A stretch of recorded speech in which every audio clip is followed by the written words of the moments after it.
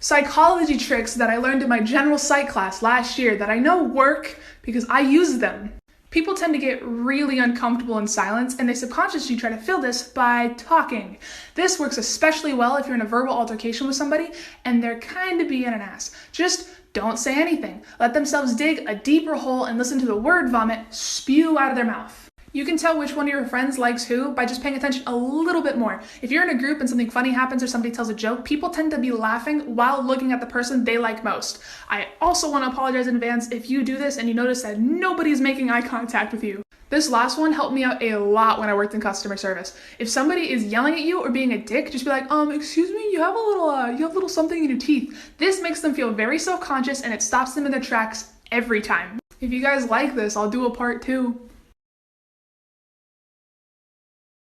Part 2 of psychology tricks that I know work because I use them. You know how a joke ceases to be funny the more you have to repeat it? You can actually use this to your advantage. Let's say you're in a group, somebody's making fun of you and you don't like it. Just be like, what? And they'll repeat it and be like, I'm so sorry. What'd you say? I didn't hear that. And they'll say it again. By the 3rd or 4th time, nobody's gonna be laughing at their joke anymore. If you're at a house party and you got a drink in your hand, don't hold it up here by your chest. Try to hold it more down towards your hip. This will make you seem more open and confident, and people will be more willing to come up and talk to you. I am a very awkward person, and I've been making embarrassing videos of myself online for a very long time, so I unfortunately have to remind myself of this a lot. If you're ever cringing at something embarrassing you did years ago, stop yourself and try to remember something humiliating that somebody else did. You probably can't, so this more than likely means that nobody remembers that one time in junior year where you unironically pronounced the word memes instead of memes. If you guys still like this, I'll do a part 3. Psychology tricks that I know work because I use them, part 3. If you look or stare at somebody's lips in conversation, it's going to make them think that you're interested in them. But if you look at their forehead, it's going to make them feel really intimidated and really uneasy. Please use these wisely. Don't go around making people feel weird for no reason. So, I'm not saying that it's okay to lie, because it's not. But if you ever need somebody to believe a lie that you're trying to tell them, go ahead and slip in an embarrassing detail about yourself. This will work every time, as long as you say it with confidence and the lie is believable in the first place. This last one I use in customer service all the time. If you made a mistake or something's taking a really long time, do not apologize or say, I'm sorry to the customer. Instead, thank them and say something along the lines of like, thank you for your patience. This takes the focus off the error that happened and then puts praise on them for even having to put up with you, which usually puts them in a better mood than just saying, I'm sorry. Part 4 coming soon. I am completely out of flannels, but I still wanted to make part 4 of psychology facts that I know work because I use them. If you're walking and you're in a hurry, just stare straight ahead at where you're going. People will get out of your way. I use this trick when I'm riding around campus on my Heelys. I just stare straight ahead, not making eye contact with anybody, and it works. If you're in the middle of a conversation with somebody and you hand them something, they're gonna take it. And it's super funny because they don't realize it. Same with the other way. If they have something in their hand and you stick out your hand, they're gonna give it to you and not know why. Smiling can literally change your life. Smile at the bartender, you're gonna get a drink faster. Smile at your coworker, they're more likely gonna take that shift trade request. Smile at your kids, they're gonna feel loved. Smile at your partner, they're gonna wonder what they did to make you so happy. Smile at me, I'm gonna smile back. Smile at everyone you meet. Smile in the mirror sometimes and you're gonna feel better. By the way, it blows my mind how many of you guys enjoy these videos, so I mean, as long as you guys keep watching and keep liking them, I'm gonna keep making them. Psychology tricks that I know work because I use them, part 5. False attribution of arousal is a real thing. If you're going on a first date with somebody, go somewhere exciting that's gonna get their heart pumping. It's gonna make them think that they like you more, like a roller coaster or a horror movie. Don't do anything boring. I used this next trick when I worked in sales because it works. People tend to trust you a little bit more if you mirror their body language. It's weird that we work this way, but don't go overboard with it. Just kind of subtly do the same hand gestures they're doing. You're gonna get a sale, they're gonna like you a little bit more. If you just met somebody and you want them to like you, you want them to be your friend, but you're not sure how to go about that, just use their name in conversation. Again, don't go overboard with this, but it does build a sense of trust and friendship right off the bat. It's a lot more personal to say, bye Mark, instead of just bye. Psychology tricks that I know work because I use them, part 6. If you're ever nervous about something, chew gum. It'll trick your brain into thinking you're relaxed because we're wired to think that we're safe while we're eating. Don't chew gum in the middle of an interview, an audition, or like a date or something, but use it beforehand to calm your nerves. You can tell a lot about somebody by their feet. If you're in the middle of a conversation with somebody and they're facing you, congratulations, they want to be there. But if they're turned away, like they're not, their feet aren't facing you, they want to leave, they want this conversation to end right now. Stop letting people interrupt you. It's making you seem weak. Your words matter. So if somebody tries to interrupt you, don't stop talking. Don't even try to talk louder. Talk in the same pace, volume, and tone that you were before. They're gonna feel awkward and shut the fuck up.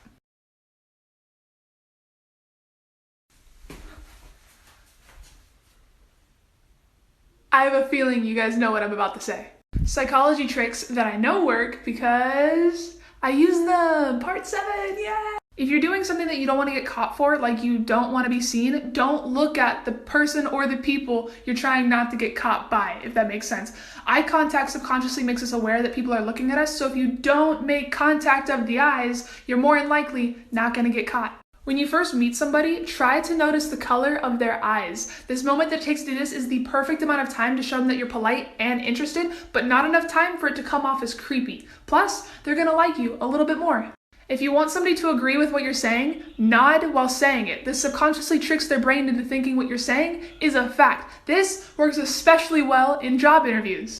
Part 8 is coming soon, so you should definitely follow me if you haven't already. I mean, come on, I'm fun to be around.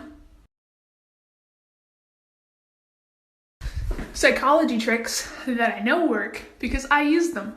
Shoot for the stars, you guys. If you ever want something from somebody, make sure you make your original offer ridiculously high. That way in the compromise, you get the actual number that you want, whether you're trying to sell something to somebody and you just want a good price, or if you just want your kids to eat more vegetables. If you know that somebody doesn't like you and you want to change that, ask them for a really small favor. Ask them to borrow a pen or something. Initially, if they don't like you, they're not going to want to give you the pen, but it's such a small favor to ask that they're going to do it anyway. And for some reason, in their mind, it's going to trick them into thinking that you're not that bad. Make sure you give the pen back though, because I don't like people that take my pens. So, you know how people tend to remember the beginning of things and the end of things way more than the rest of the things? If you want to be more memorable and stand out in somebody's mind, you can use this to your advantage. If you ever have a job interview, try to be the first or last one. If you ever go on a date, make sure it's at the beginning of the day or the end of the day. You're going to make a much stronger impression on them. Psychology tricks that I know work because I use them, part 9. To avoid procrastination, you need to be able to do the things you need to do in your head before you can do them in the physical world. And one great way to do this is to think about the thing you need to do step by step right before you go to sleep. That way when you wake up, everything's already planned out for you. You just got to do it. If you're ever negotiating with somebody, whether it be on the price of a car you're trying to buy or the salary for your new job, or if you're just trying to figure out who does what chores, always flinch on the very first, sometimes the second offer. A flinch can be like a small wince, a sigh, or just an eye roll. It is guaranteed to get you a better deal. When you're in a conversation with somebody who will not stop talking or let you get a word in, try dropping something like your keys or a pen or something. This will interrupt them for that split second and give you a chance to say what you want to say. Psychology tricks part 10 is going to come soon. You might as well follow me if you want to see it. Welcome to part 10 of psychology tricks that I know work because I use them. Did you know that colors affect your mood a lot? Cool colors like blue, green, and purple can make you feel more relaxed and slow you down a bit, but warm colors like red, orange, and yellow can make you feel more aggressive and impulsive, which is really good for sports teams and why you always end up overpaying at Target for some reason. They can also make you really hungry, which is why companies like McDonald's, Wendy's, KFC, In-N-Out, Domino's all use these in their logos. If you take more note about the colors around you and how they make you feel, it's going to give you a leg up in taking control of your own emotions. Countless studies have shown that if you listen to classical music or really any music that doesn't have lyrics in it while studying, your grades will improve. Seriously, just do it. I personally listen to lo-fi hip hop, but you can throw on some Bach or Mozart if you want to. I'm not here to judge you, man. I'm just trying to help you pass your test. So I have one more trick. I usually do 3, but I've ran out of time. So I'm going to make a part B to my part 10, so keep an eye out for that. Psychology tricks. Part 10B that I know work because I use them in my school bathroom, and we're just gonna hope that nobody walks in. Somebody walked into the bathroom, so we're going to a new one. Are you the type of person that gets that itch to buy like a brand new phone every single year, even though you know it's gonna break your bank and you have a perfectly fine working phone to begin with, but you just love the feeling of getting a new phone? Try this instead. Try replacing your phone case every once in a while, that way you get a new feel. Also, replace the screen protector every time it gets gross or dirty or cracked, because there's two brands. There's Zag and Armor Edge that have lifetime warranties, which means every time you want to get a new one, you can. You just have to have your receipt and then you can go and replace it for free. I've been doing it for years, and yes, I did change bathrooms again because somebody walked in and I'm an awkward piece of shit. One last thing you can do to scratch that itch and trick your brain into thinking you got a brand new phone is actually replacing the battery every time your battery health gets past like 80%. It's $40. I'd highly recommend it. You get basically another year out of your phone. I've had this thing since junior year of high school. I'm a junior in college now. Works perfectly fine.